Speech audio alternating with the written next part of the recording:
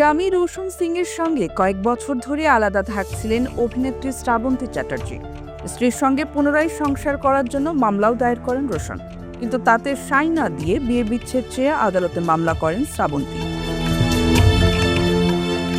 শুধু তাই নয়, 2021 সালের সেপ্টেম্বরে খোরপোশ বাবদ অর্থ দাবি করেন এই অভিনেত্রী। এরপর এই মামলায় স্থগিতাদেশ দেন আদালত। সব জটিলতার অবসান ঘটিয়ে আইনি বিয়ে বিচ্ছেদ সিলমোহর দিলেন আদালত।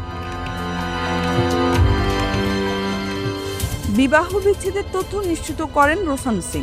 দীর্ঘদিন ধরে শ্রাবন্তী রোশন দম্পতির আইনি বিচ্ছেদ নিয়ে টানাপোড়েন চলছিল। গত সেপ্টেম্বরে তারা পাকাপাকিভাবে বিচ্ছেদের পথে আরও এক ধাপ এগিয়ে যান। কেবল বাকি ছিল উভয়ের স্বাক্ষর। গত 8 এপ্রিল এ মামলার শুনানির তারিখ ধার্য করেন আদালত। ততদিন উভয় পক্ষ বিষয়টি গোপন রাখেন। আইনিভাবে বিচ্ছেদের পরই রোশন তার সোশ্যাল মিডিয়ার ছবি বদলে তার বাগদত্তা অনামিকা মিত্রের সঙ্গে তোলা ছবি দেন। ফের বিয়ের বিষয়ে রোশন বলেন, সবে একটি বন্ধন থেকে মুক্তি পেলাম, আপাতত নিজেকে গুছিয়ে নেব। অনামিকার সঙ্গে চলতি বছরে হয়তো নতুন জীবন শুরু করব। 2003 সালে পরিচালক রাজীবের সঙ্গে বিবাহ বন্ধনে আবদ্ধ হন শ্রাবন্তী।